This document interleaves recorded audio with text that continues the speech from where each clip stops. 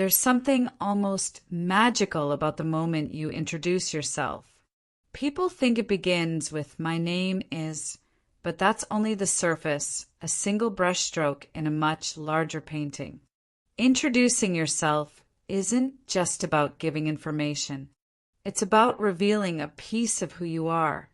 And most of the time, we don't even realize how much of our story slips through our words. Maybe it's the tone you use. Maybe it's the little pause before you say what you do. Maybe it's the softness in your voice when you talk about the things that matter to you. Every time you introduce yourself, you're not only sharing a name. You're inviting someone into a small window of your life, a window only you can open. And I've always believed that these tiny windows say more than we imagine. They show your rhythm, your hopes, your scars, your humor. They show the way you see the world. So today, as we sit together in this quiet cafe, I want to go beyond the usual. My name is. I want to explore the way you truly introduce yourself, the way you reveal who you are. Because behind every introduction, there's a story waiting to be told. So Marcus, imagine this. You walk into a new job, a new class, or even a new cafe in another country. Someone smiles at you and says, "So, can you introduce yourself?" What comes to your mind first? I go into robot mode. My name is Marcus. I am from New York. I like music. Robot mode. At least you're honest. And how do you feel when you say it like that? Like I'm reading a form. It doesn't sound like me. It sounds flat. Exactly. The English is correct, but the feeling is missing.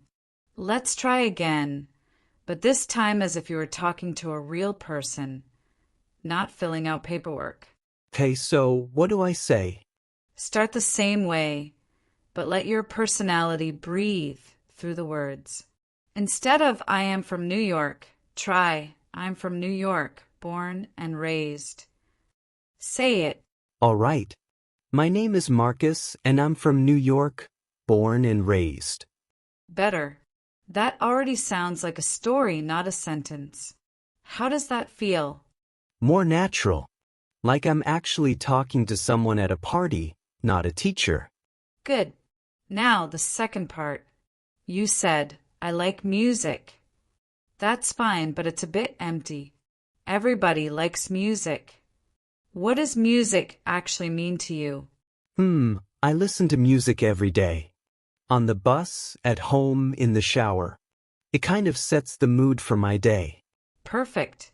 So instead of "I like music," you could say, "I can't go a day without music," or "Music is how I change my mood." Pick one and add it to your introduction. Okay, let me try. My name is Marcus. I'm from New York, born and raised, and I can't go a day without music. Now we're getting somewhere. Do you hear the difference? Same person, same life, but now you sound alive. Yes, it feels more me. Exactly. That's our goal. Now, people often ask, "What do you do?" Or "What are you doing these days?" How would you answer that in English? I usually say, I study English. Or, I am studying English. That works, but we can make it warmer. Try, "I'm currently studying English, and it's been quite a journey." This shows what you're doing and how you feel about it. I got it. I'm currently studying English, and it's been quite a journey. Yeah, I like that. It sounds honest. Good.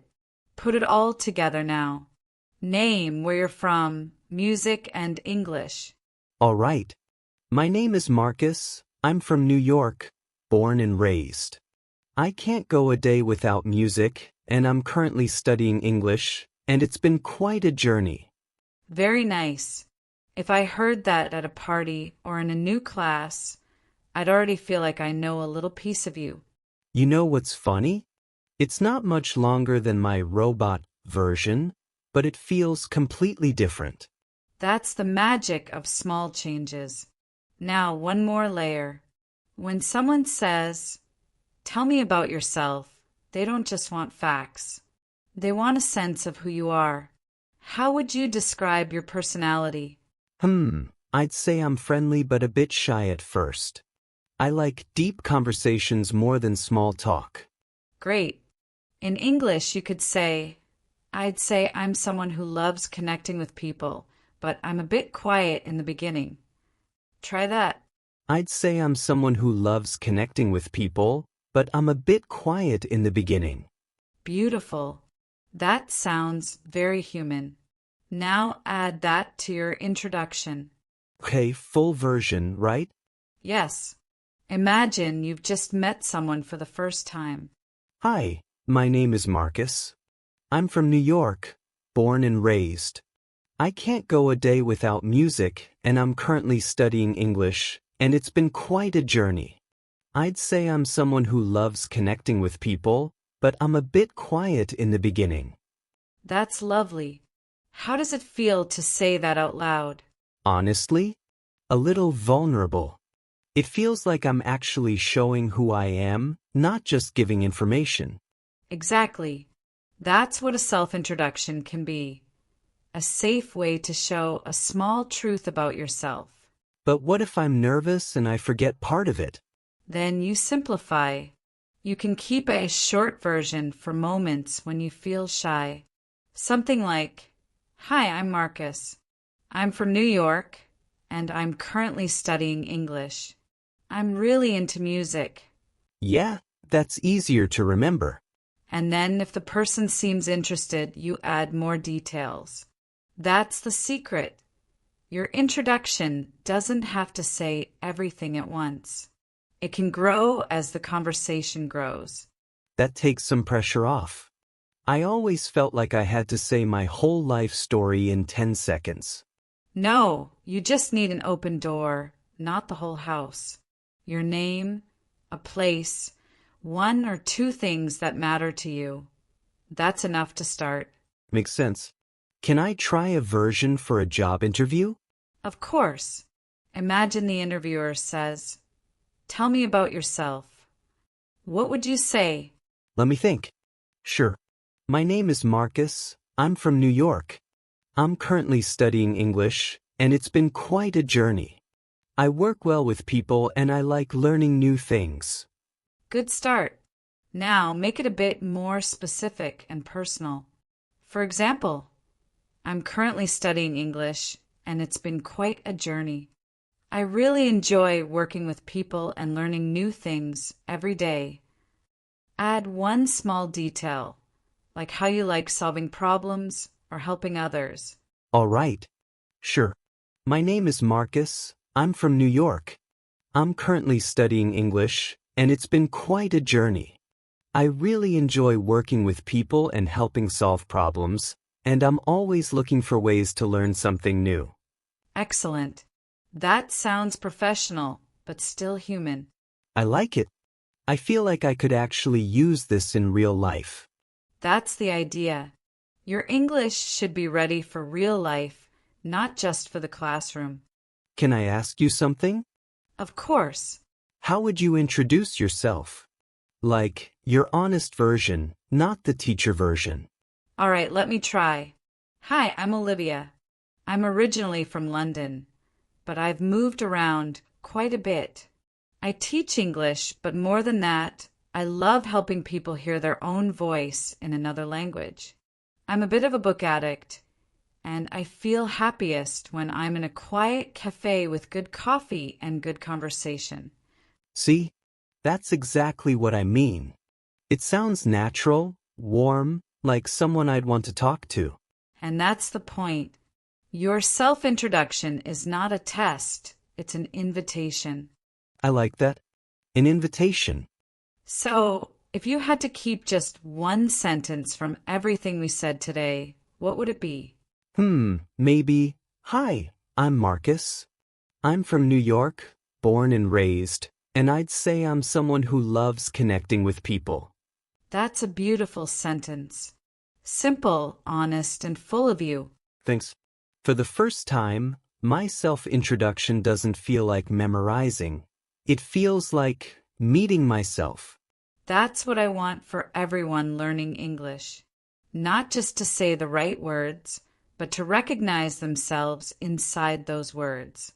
I think we're getting there. We are. And remember, your introduction will change as you change. That's a good thing. It means you're still growing. I like that idea. New chapter, new introduction. Exactly. And every time you introduce yourself, you're not just telling people who you are, you're reminding yourself too. Marcus, something important happens when we talk about self-introductions. People often think the goal is perfection, the right grammar, the right structure, the right pronunciation. But that's not what makes an introduction unforgettable. What truly matters is the tone, the feeling behind the words. Anyone can say, "I like music." It's correct. It's clear. It's a fact. But facts don't reveal much about you. They don't show the world what moves you, what shapes you, what makes you feel alive. But when you say, "I can't imagine a day without music," suddenly it's not just information, it's identity. It tells a story. It paints a picture of someone who starts the morning with a song, who finds comfort in melodies, who feels the world through rhythm. That's the beauty of language. The smallest shift in words can make the difference between sounding like a stranger to yourself and sounding like who you really are. Self-introductions are not about listing facts. They are about choosing the details that feel true to you. When you say, "I'm from New York," you share geography. When you say, "I'm from New York, born and raised," you share roots. You share a piece of your story. English isn't just the language you speak. It's the way you choose to show yourself to the world. And every time you introduce yourself, you have the chance to reveal something real, something human, even in the simplest sentence. So don't worry about being perfect. Worry about being present. Let your introduction sound like you, not like a textbook. All right, let me try again. I want this to sound more like me. Take your time. Remember, an introduction isn't a speed test. It's an invitation. Here goes. My name is Marcus Hill, and if I had to describe myself in one word, this is harder than I thought. That's because you're choosing a truth, not a label. Try thinking of a word that feels close to your chest, not just your mind. All right. I'd say I'm curious. I'm the kind of person who likes to understand people, places, moments, even myself. See? That already sounds more human. Curious doesn't just say what you are. It shows how you move through the world. Let me keep going. I'm from New York, born and raised, but lately I've been feeling like I'm still trying to figure out where I belong. Beautiful. Honest. That's what makes English feel alive. Go on. I'm currently studying English, and I guess it's been more than studying. It feels like learning a new way to hear myself. Marcus, that's exactly it. Language changes the way we notice our own thoughts. And something people don't know about me is, I'm actually shy. People think I'm confident because I talk a lot. But talking isn't the same as feeling comfortable. You just expressed vulnerability, and you did it in English. That's a huge step. Really? Because it felt good, actually. Like I didn't have to hide behind simple sentences. That's the magic of choosing meaningful details. Try adding one more piece of yourself. Something small but true. All right, something people don't know about me is that I love early mornings. Not because I'm productive, but because everything is quiet and I feel like the world hasn't started yet. Marcus, that is poetry. And it's still an English introduction. This is what makes a listener feel connected. I didn't expect it to feel this natural. It's like I'm not just learning English. I'm learning how to introduce the real me. Exactly. Now try putting it all together, smoothly, as if you were meeting someone for the first time. Hi, I'm Marcus Hill. I'm from New York, born and raised. If I had to describe myself in one word, I'd choose curious. I'm studying English right now, and honestly, it's been a journey of getting to know myself. I'm a bit shy, even if it doesn't look like it, and something people usually don't know about me is that I love early mornings when everything is quiet. That was perfect.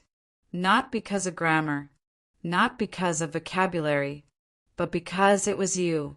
You know, this might be the first time I've introduced myself without feeling nervous. That's because you didn't hide. When words match who you are, they stop feeling foreign. I guess I'll never go back to the old, my name is Marcus and I like music. Well, unless you want to sound like a robot. Don't make fun of me. I'm not. I'm celebrating your progress. Besides, every language needs a little humor. Fair enough. But Olivia, honestly, thanks. I didn't expect a self-introduction to feel this deep. Everything becomes deeper when you choose the right words. And you just did. So, how would you introduce yourself? Oh, that's a dangerous question. Come on. I shared mine. All right, I'm Olivia Reed. I'm from London. If I had to describe myself, I'd say I'm someone who believes in the quiet power of conversations. And something people don't know about me is that I still get nervous before teaching every single time. Really? Nervous? Of course, caring makes you nervous. That makes a lot of sense. And that, Marcus, is why self-introductions matter. Not because we say our names, but because we reveal who we're becoming. I guess this whole learning English thing is deeper than I thought. It always is. Well, if someone asked me to introduce myself right now, I think I'd actually enjoy it. And that's how I know you're learning. You know, the more I think about it, the more I realize that introducing yourself is one of the quietest forms of courage. It's not about saying the perfect sentence or sounding impressive, or hiding the parts of you that feel unfinished. It's about showing up, gently, honestly, as you are. Maybe the way you introduce yourself isn't about perfection, it's about presence. About allowing someone to meet you where you're standing, not where you think you should be. And every time you share a little piece of yourself, even in simple English, you're practicing something far bigger than language. You're practicing being seen. So today, try it. Write your introduction in the comments. Not the one you memorized in school, the real one. Tell us where you're from. What moves you? What makes you feel alive? Let this be a space where English isn't just studied, but lived. And if this conversation helped you feel a bit more confident or a bit more connected, stay with us. There's another story waiting for you right now, just there on the screen.